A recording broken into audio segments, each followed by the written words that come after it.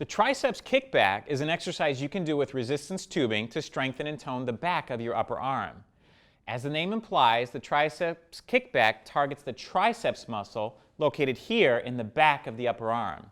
Strong triceps can help you with activities that require you to push away from your body. To do the triceps kickback with resistance tubing, start by standing on the tubing with the ball of your foot. The closer you place your foot to the handle, the more resistance you'll get during the exercise.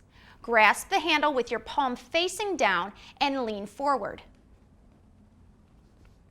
Tighten your abdominal muscles and maintain a neutral, balanced arch in your back. Then extend your elbow backward until your arm is nice and straight. Keep your elbow close to your body, then slowly return to the starting position. You'll feel tension in the muscles in the back of your upper arm. When you're doing triceps kickbacks, keep your wrist rigid and your abdominal muscles nice and tight. Make sure your movements are smooth and controlled. For most people, one set of 12 to 15 repetitions is adequate.